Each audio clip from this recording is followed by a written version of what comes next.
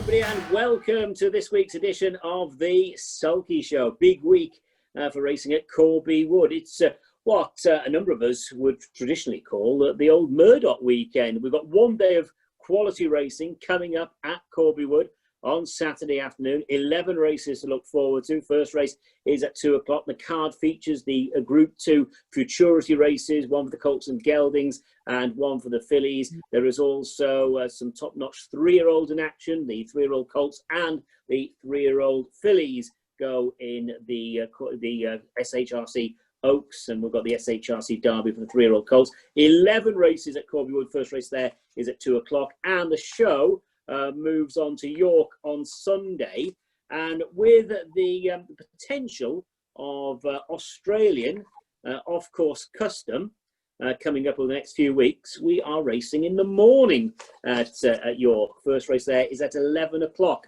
and they have got 11 races. We're focusing on the Corbiewood card. No Sarah Thomas this week, Chico. I believe she stood us up. She stood us both up. She is enjoying the weekend in a hot tub, drinking as much gin, champagne, wine as humanly possible. And I can't believe one of Corbiewood's biggest ambassadors is missing the biggest meeting of the year. Aye, it's strange. Like, I thought she'd have planned it better, but you've got to go to your holidays, I suppose, haven't you? You need to buy her a diary for next year, mate. You need to buy her a diary. Yeah. And look who's with us. We've got one of the country's top drivers. It's the one and only Gordon Gilvear. How are you, Gordon? Very well, Darren. Very well, thanks.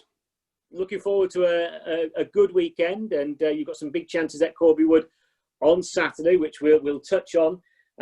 Big day at Corbiewood. It's traditionally always, it's traditionally a big meeting, this meeting.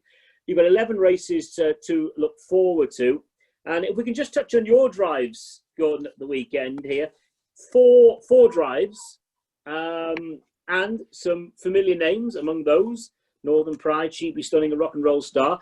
Your day starts in race 1, which is a maiden novice race, with Dreamfair Adele. Tell us a little bit about Dreamfair Adele. Yeah, Dreamfair Adele is the only outside horse we have in the stable that's not actually owned by ourselves. She's, nice filly. She's had a bit of time off, obviously, as well documented. Her stable had a lot of sickness this year, and she was one that was turned out for a wee while. She's came back, had 2 races there, finished third, first start back, and then finished second last week. Charles' horse just beat me on the line there. Wasn't very nice of him. And so she's back in again this week, and hopefully we can go from being third to being second to being first, hopefully, and try and get a victory there to start the day off. Well, that's what you're looking forward to. Then Wee Nige, stable star. He goes from the card. Tell us a little bit about Northern Pride's form this year. Well, his form's, it's been a bit difficult for him, really, that transition from 3 to 4. It can be quite difficult for some horses. Again, missed a bit of time. Just wasn't firing, really, at the start of the year. Had a couple of races at York early on. The first meeting there, really thought, watching the race back, he should have won if he had been, 100% on his game. So, again, we've given him some time off again, tried to freshen him up, get him as healthy as possible. And, he's had a good week training. And, hopefully he's competitive in this race. He's trailing 30 yards, I believe. But, he's certainly capable on his best form, that's for sure. It's been an amazing story in his short life so far, hasn't it? Yeah, well, he's been a cracking little horse, Everybody holds him in such high regards. It's just been difficult this year. Moving up into that older class, he just found it tougher. But, I'm still confident. Hopefully there's, something he can hopefully pick up something from the rest of this season, maybe get a couple of wins and see where we go from there. Officially now he's a grade 6 horse, so he is climbing the ladder. And there was a good run this season behind Ladyford Dollar. Yeah, Ladyford Dollar was horse that beat him, of course, in Ireland at the end of his 3-year-old year as well. He just seems to get the better of him both times. Always seems to draw inside of him. I'm sure we'll have another race down the line. I'd like to have another go at him, maybe one a day again, and see if we can turn the tides and beat him next time. And then on to Cheaply Stunning, who goes in the Oaks. a little later on the card, was in terrific form last season. Yeah, really nice filly, and did nothing wrong as a 2-year-old. She was all, apart from one blip on her card, she didn't really turn up in Ireland at the VDM weekend, but other than that, she was only beaten once in the Breeders' Crown final. Only one start into her this year after a couple of qualifiers, but there's a good third at Turprince in the Breeders' Crown there, just last week, the other week before, and it's had a good week training, and that she'll come on for that run, and hopefully she's sharp enough for tomorrow. Yeah, won the Futurity for fillies on this card 12 months ago, and as I say, has been knocking on the door, placed in Group 1s, and then a rock and roll star goes in the SHRC Derby, won the Futurity 12 months back, and comes into this on the back of that second spot behind Transparency last week at York. Yeah, he was good. He got a rough trip in his heat, but managed to finish third and get into the final, and he raced super in the final. Post to post, clocking under 2 minutes. Was really happy with that run. Transparency, just as soon as the car came out, he just kind of jumped out at you, kind of looking like the horse to beat. One horse coming over from Ireland from a strong stable. I was happy with the run, finishing second for his first start back after a break as well. So hopefully he's came on from that and he's sharpened up for tomorrow. Are we looking at 4 winners? I don't think so. It's very difficult to get 4 winners. I'll probably settle for a couple now. Bite your hand off, probably. Tell me, Gordon, how many horses have you got in training at your place? We're left just with these 4, so we've got everything that's in training now is racing tomorrow. We had about 8 or 9 to start the season, but a couple of the 2-year-olds finished up early, and then there was a lot of sickness went through our stable. So we turned them all out, brought them back in. Some of them, their bloods just weren't correct again. So we just decided to finish them up for the season. And we were left with these 4 who seem to have recovered and are, hopefully getting back to their best. And what would your long-term plan be? Would you be, providing the racing continues over the next sort of 6 weeks or so, keep them on the go? Yeah, I think so. She Be Stunning has a sire stake. She's eligible for that in a few weeks at York, so we'll look forward to that with her. Rock and Roll Star, I don't think there's another 3-year-old race for him, but he's low enough in the handicap that he could get a few races. Maybe just obviously the racing being penalty free, it's not going to hurt him in the long run. So a few more races inside the older company will set him in good stead for next season. Northern Pride depends how he goes tomorrow. He needs to show something tomorrow. He needs to be competitive for him to keep going, and Dream for the Dell's the same. We'll just keep racing away at her and hopefully try and pick up a few wins. Hopefully we'll get a few international viewers to this show tonight. Just tell us a little bit about your setup. Whereabouts are you based in relation to Corbiewood? We're only a couple of miles from Corbiewood, just farm's just off the motorway there, so it's it's really handy for us. And we train out the farm that my dad lives on there. We have a few farms in the local area in central Scotland, but the horses are based just at Auchenbowie there, just next to the motorway really. So it's it's a good spot. It's a good spot for us there. And just you're talking about Wee Nige going tomorrow, Northern Pride. Relive that day at Portmarnock. That was special. No, it was really special. It was. We went there, in hope more than expectation. I thought he would run well and go close. He would certainly show up and be competitive at least. But it was one of the days where the race just, everything went for him. And, he still had to be good enough to get around all those horses and win. But, I think it's, how special that race is now to everybody in the sport. And to go and win it, in your first attempt. We had, it's all right saying it was your first attempt, but we had paid a lot of 2-year-olds into it before, a few years before it, they didn't even make it there. That was the first starter we had actually in the 2-year-old event. So, to win it's very, very special. It's a great race. Yeah, that's the BDM, of course. And where do you see Wee Nige going? I mean, how far will he go, do you think, in terms of class? Well, you're hoping he's going to be at least a high grade handicap horse, and possibly, you never know. Hopefully next year he would go and maybe dip his toe into the kind of free for all class if he's good enough. But he has. We're very aware that he has to improve off some of his runs from this year. But I think he will. He's got a genuine excuse. You know, he wasn't the best of health early on, so he's definitely better than some of those runs earlier on. Anyway, that's for sure. Now, we are privileged to be in the company of Chico tonight, Charles Inglis. Now, Charles, you are calling at Corbiewood tomorrow, but you've also got a couple of horses racing tomorrow. You've got Ravenclaw and Deputy Dog. Tell us about their chances. Ravenclaw's got a good chance. If he behaves himself, he's been there or thereabouts every week that he's raced. But he just had a couple of problems that we're just trying to iron out the last couple of weeks.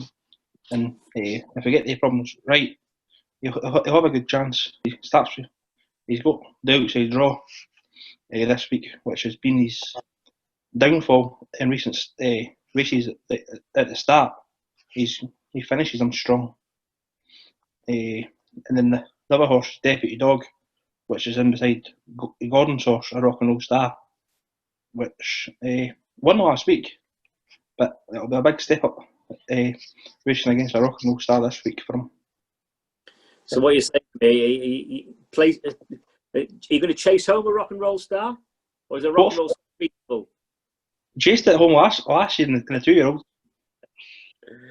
Now, he's quietly confident, Darren. I think he thinks he's going to beat me.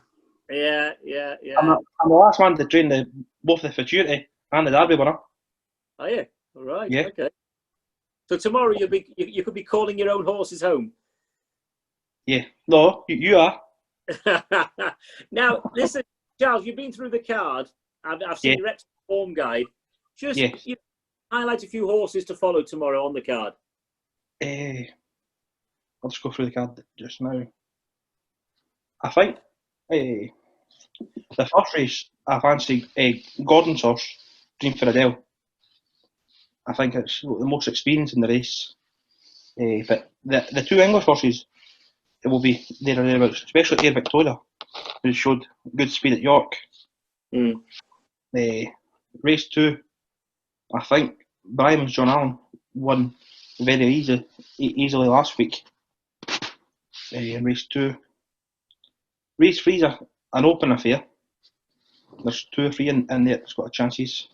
Main Hanover, GD's Blizzard, and maybe Way for Jacob went good last week, I think. Now you've got the 2-year-olds, which are hard to choose from. I fancy On the Money in the fillies division. Then we go into the trotting race. I'm not so good at the trotters. Then we've got the next race. I think this will be a good race between Crafty Dream and American Gigolo. Then the horse I'm looking forward to seeing tomorrow is Ladyford Warrior in race 8, whose best forms came from when he's been on the front end. He's never seen the gate this year at Corbiewood, so I think the Patterson team are on fire just now, and they'll be looking for a big run from him. The Mile and 3 is a hard race to call because it's not a distance we race over all the time. But like Reed Shoefly raced the distance last year and finished second in the Bell Shield final. Then we've got the 3-year-olds, which is hard to call as well. So it should be good racing. It's excellent. It's an excellent card tomorrow. I'm really looking forward to it. So that card gets underway at 2:00, and there is limited live streaming, isn't there, on Zoom tomorrow? Yes, limited live streaming. Contact Brett Goodwillie. He'll set you up with that, the live streaming. And I'm going to try and post most of the races on the Facebook page straight after races. Yeah. Well. Let's just stress, folks, that we're still racing behind closed doors, sadly, at our meetings this weekend at Corbiewood and York. Now, the York card starts at 11:00 on Sunday morning. That will be live streamed. Every race will be live streamed for a programme starting at 10 to 11. As I say, 11 races. They've got 8 pacing races and 3 trots on the card. 1 or 2 horses for you to look out for this weekend. I think Dismois will be very short after that impressive win last weekend. That goes in the first of the trots. That's race 3 on the programme. My Left Foot, narrowly denied a week ago, as a great draw, and this race on Sunday, race 5, represents a really good opportunity for My Left Foot. You can see My Left Foot running a big race there. I think American Mistress has got claims as well in a tough race. That is race 6 on the card. The Sarah Thomas Pace, but she won't be around to present the rosettes, as we've already established. And Raymond Camden, that horse looks to try and get off the mark, having been knocking on the door a couple of times over the last few weeks. There's a really good pace as well. Race 10, the Marcia Thompson Pace. Really looking forward to this. Frankie B, Air Empress, Roller Coaster, Reed's Nightlife, and Miraculous all facing the start. A really good card at York coming up. Live streaming, as I say, available from 10 to 11. First race is at 11 o'clock. So looking forward to the weekend's racing at Corbiewood and York. Anything else, guys, you'd like to touch on this evening? No. No, that's it. No. You'll be calling races tomorrow, Darren, Look, the deal I had with you was I was only going to call the trot. Oh, you might get another couple of races. that was the deal. Right. And going back to the extension to the season, Gordon, are you all for that, the extension to the season? Yes, absolutely. If there's enough people there willing to race, I don't see any problem with it. We missed that big early part of the season, so as long as there's a pool of horses there and there's a call for it, I can't see it being a problem. Yeah. Well, and how's the season going for you in terms of winners? We've only had the one win this season. It's been, really poor. Northern Pride won at Corbiewood. We've had a lot of seconds and thirds, Stevie Stunning and Rock and Roll Star have been placed in every start. Second and third just seem to be something to beat them. So hopefully we'll start getting that right the next couple of weeks and start to rack up a few winners, hopefully. And, you were all in the same boat back in the spring. There was that element of uncertainty where, were we going to have a season or not? Yeah, I know. We should just be grateful, really, that we're racing, I'd like to say, Charles, and there's a lot of people behind the scenes at Corbiewood that have worked really hard, and yourself, obviously, with York and other things that have, did a lot of good work just to try and get the racing on, and, in some capacity. So it's not the same, obviously, as you've said. This would usually be a 2-day meeting, with the bar being open and that, and a lot of crack after the race and that people would be used to with the Murdoch weekend. But at least we're racing in some capacity. We've got something for the horse people anyway, and it's hopefully it gets all back to normal sooner rather than later. Yeah, here. I've got to ask you a question as well. Craig Slim Stevenson, is he the assistant trainer? I would say he's my third choice assistant. Run about there, he's in charge mucking out when he's available, Darren. He's a jack of all trades, as you know. Me and him were actually at school together, high school. He was obviously 2 or 3 classes below me and everything. He'll not thank me for saying, but no, he's a top man. One of my closest friends, as you know him well. As well, we're helping out at York. He loves the sport and does a lot of good. Would do anything for anybody, He would, certainly would. He's a great. No, he is. He is. He's a great help out to everybody. He would help anybody, as you say, ran race meetings, making up cards, helping people train and jog horses, anything at all. The sport needs more men like him, that's for sure. Yeah, absolutely. No, here. Right, so that's that. So I really now know where he stands in the grand scheme of things. Good old Slim. Right, so Chico, have I got to do the show with you tomorrow night? Yes. Yeah. I can't do it myself. Have I got to come in drag? No. Right, okay. Have you got a wig like? Sorry? Have you got a wig? Have I got a wig? I don't know. I'll have to shave the dog and put some hair on my head or something. Yeah. All right. All right. Yeah, I will do it after the race tomorrow. Okay. Well, guys, we're really looking forward to it tomorrow, and yeah, let's hope we have a great cracking weekends racing at Corbiewood and York, and let's hope we can keep the season going for into October, and you never know, possibly into November. But listen, guys, thank you very much, Gordon and Charles, for joining the Sulky Show tonight. Thank you.